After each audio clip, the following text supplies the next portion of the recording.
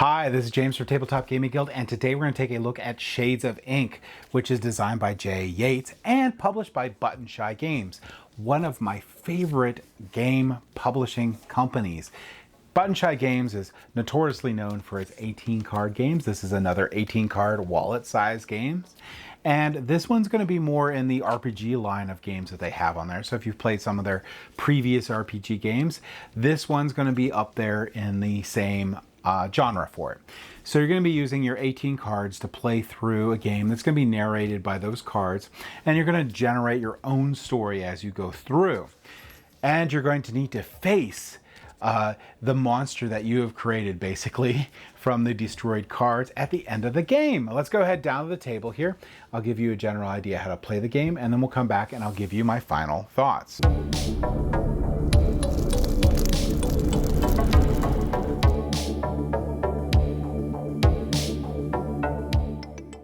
All right, so this is Shades of Ink, and this is by Button Shy. And this is a unique solo play from Button Shy. I've played a couple other RPG style games, but this one here, spoiler alert, I think I like the best. But anyway, Shades of Ink, you get this cool Button Shy wallet with it. You get 2 books, and with any of their RPGs, they always have a guidebook on how to play. And this is the rule book. You will also, as with all Button Shy games, well, almost all Button Shy games, you have 18 cards.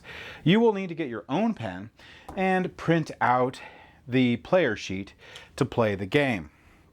Now, this game is a role-playing game, and the cards in the game are your DM or your guide for the game itself. To start, you're going to fill out your diary entry in here. All right, to start here, you're going to need to know the background of the game. So, the background of the game is you weren't supposed to see them. The weathered cards with strange ink blots. You didn't know the ink would curl and writhe as you looked at them. You tell yourself it's a nightmare, but the shades you see are real, and they can see you too. So, that's what you know at this point. You are going to now put yourself into the role by filling the blanks of the diary entries at the top of your character sheet. So if you look at your character sheet here, you're going to do diary entry dated. That's simple enough. Discovered a series of ink blocks belonging to, who do you think they belong to? Their notes indicate the ink has power and the blots are shades that feed somehow on the viewer's psychic energy. At first I was, but now I am, and I only hope that. So you're going to fill all that out. And these are going to, the thing I just read you and what you wrote in here is going to guide you for your encounter logs. And what you're in here, you're going to create a story as you go through. So how do we do things in this game? Well, there's going to be cards that come out, and we're going to need to deal with those cards.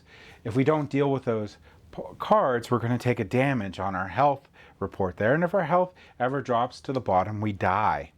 But if our health doesn't drop to the bottom and we're able to defeat the final shade, we can win the game. So, in addition to setting this up here, you're going to set up your initial cards here. So you're going to shuffle this up and you're going to draw 6 cards. And here's going to be your draw pile here. You're going to have a discard pile and you're going to have a destroyed pile over here. You're trying to destroy or capture cards, preferably capture. You're going to take a look at your starting hand. And when you look at your starting hand, you're going to look at like basically the symbols here and what you have. Then you're going to be able to fill in 2 dots on your abilities so you can gain abilities. You'll gain these abilities throughout the game by destroying some of these cards. You could gain these abilities in here, and one of them here is like play 1, and you can look at that matches this time symbol right here. So I could play one of the ones with the time symbol. Then a card of a different type, destroy an encounter card of other types. So if I pick this card and I pick this card and I play them, I could destroy a red one if I wanted to. That sort of example. So I could do study. I could do pinpoint, play any 2 of, do I have one? Yeah, one of these blue cards here. So I play any 2 of these cards and destroy an encounter card with a value equal to either one. So they have values. So I have this card, and this is a value here. This is going to show you that this is a value of 6. So, and my second one is a 1. So if there's a 6 or 1, I can destroy that, and I can show you that in a second. Slam, play any 2 of these type of cards. And in descending order, and destroy an encounter card. Okay, so probably what I'm going to do is I have a lot of these cards in here, so I'm probably going to get rid of these 2, so they'll go in my discard pile, and keep these in my hand, and I'll take the ability Study. All right, now I'm going to take these guys and I'm going to do my first starting points. So one's going to be the start point and one's going to be the end point. So I look here, I see this symbol, and I'll put a circle here at 1. And then I'll look at this one and I see this symbol, and I'll put the ending one here at 2. Basically, we're going to try to make our own little ink blot here as the game goes by. Each round here, we're going to draw 2 cards. Now, when this deck runs out and we have to shuffle the discard pile into the draw pile, we're going to draw 3. So to start, we're going to draw 2 cards, and we're going to place them like this. So what's going to happen? Well, we're going to have an encounter log, and this is going to be our first observation. So we're going to take what we initially know, what we wrote on there, and we're going to answer this. So this is a statement that says something about the ink. So this is, like armor, it's covered in snakes. What makes it jealous of the resentful? So we're going to take that question, take that statement, and we are going to write an observation and a result. And this is going to be our narrative throughout the game. What this also is going to do is this is going to be the column, and this is going to be, this is going to be, this is going to be the column, and this is going to be your, row and then column. I'm having a time. So this is going to be here, 4, and then here, 6. So we will circle here, and then we will do the same over here, and then we'll take the starting point, which is here, and we'll draw our first line there and there.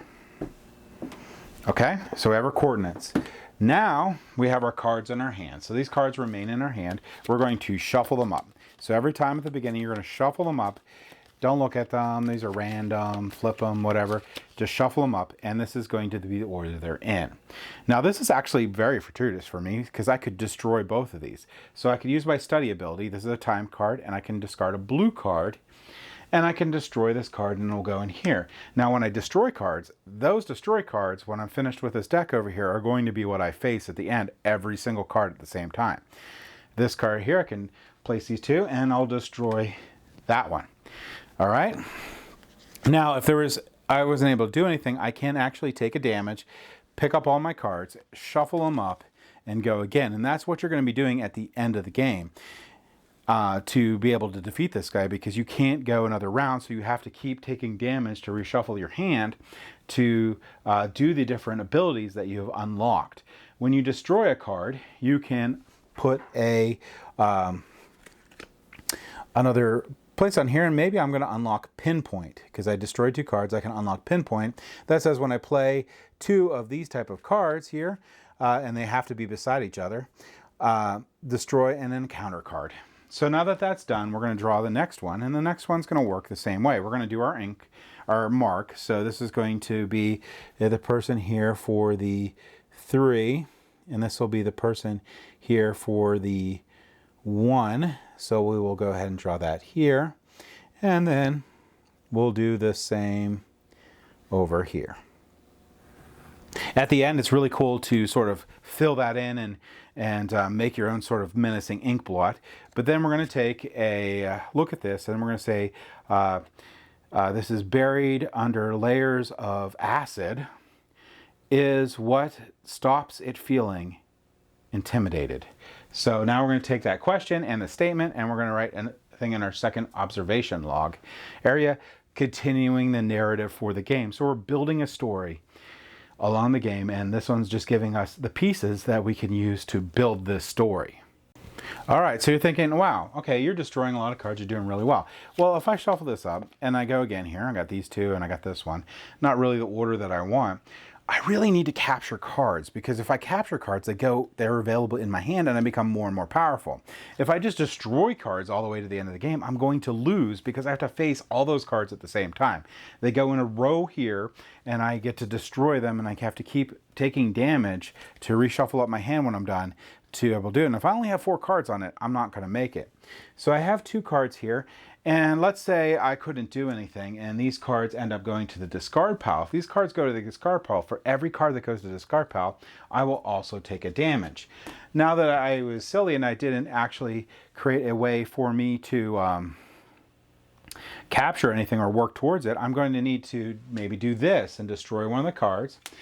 And now I should have been working towards one of these here that let me actually capture a card. So here, this one here will let me play that type of card, then any other card, and capture an encounter card with a value equal to their sum. That would have been a good one to have. I could work towards grapple here, play any 2 of these and any other card in between, and capture an encounter card of the other type, which is really cool. Or this one here, prepare, I can move cards in my hand. So I'm going to go ahead and start working on calculate, because I destroyed one. I could take a damage, so let's say I did take a damage. Not saying this is a good idea. I can take my 2 cards up, I can reshuffle, and you always reshuffle before you do anything, and play these. Now I have the cards here, I could play these 2, and I can destroy this card and unlock another one. I'm still not doing really great because I'm not getting any cards. We're going to rinse and repeat until this deck runs out. Then we're going to shuffle up the discard and place it out there. We're going to draw 3 cards at a time. When I'm unable to do that, the end game will trigger and I have to fight all the destroyed cards. They'll come over here in a little stack. And let's say I had these cards. I will do the final encounter. I will circle this up and write an observation for my final counter of what I'm fighting. And then I'll fight it. And when I fight it, I'll shuffle these cards up. I'll use my abilities. I'll try to, at this point, I need to destroy things and I can capture. And I will need to destroy and capture all the cards there. If I'm unable to do so before I run out of health, I lose the game. If I do, I win the game. And I'll write our final results in there. And I have a cohesive story through the whole thing that was driven by statements and questions from the game. So let's go ahead, back up the table here, and I'll give you my final thoughts on Shades of Ink. So the RPG games, I'm not really into RPG games per se, like the larger RPG games, but these games are really fun for me, especially the solo ones where this game acts like the DM, like you saw, and I can create my own story and use my own imagination as I go through the game. In addition to that, it has a really cool combat system in the game where you have to unlock abilities. You have to be really strategic on what abilities you unlock, with basically what cards you have in there, and you need to destroy those cards or capture the cards, but really you want to capture the cards, but you gotta pick. You gotta decide, like, when is the time where I'm going to unlock that ability to capture the cards? When do I need to still have more options for destroying cards, because I don't want to take health damage, but I also don't want to have a giant pile of destroy cards. I'm going to have to destroy cards that I'm going to have to fight at the end of the game. And these cards are all double-sided, something I didn't mention in there. So you're going to shuffle these up, you can flip them around, and the game is going to be different every time. You're going to have a different variety of cards that combine to give different statements and questions. So you're going to have a different story each time, and you can have fill out the top of that sheet differently each time. So you can have a new story, and it's sort of really good if you like to basically just flex your imagination and try to just have a little practice and making your own stories. This is a really good game for this. This is a lot of fun, and that's something that's missing in a lot of solo games. In a lot of solo games, it's not really, I don't think, as engaging. But again, keep in mind, I am not a solo gamer. I don't play a lot of solo games. In fact, most of the solo games, almost 90% of the solo games I play, are actually button-shy games. I like them that much. the bigger board games, like especially your worker placement games that have solo modes and stuff and that take 2 to 3 hours, I'm not very interested in playing solo. If I'm going to play those games, I'm going to play those games with other players. However, there is absolutely nothing wrong with playing those type of games solo. It's just not my cup of tea. But these don't take very long. You can blow through one of these games probably. This one here is a little bit more thinky than some of the other ones, I think, or at least it is for me. So probably about 20 or 30 minutes to play through a game of this. And I like to try to run it again. As soon as I finish it, I'm like, wow, I like to try another story. So I'll shuffle it up and do it again. It's really great. The only thing you need for this is going to be that sheet of paper and a pen, and you can take this anywhere you go, and you have some downtime, you can just do it. Really love these type of games for that. So that's my thoughts on Shades of Ink. I really like it. If you're into the RPG sort of genre line that Button Shy is in and doing, this is a great entry in that line. If you've never played one of them, I think this is actually probably the one I would start with. I think this one so far is my favorite of those. So that's my thoughts on Shades of Ink. Thank you for watching.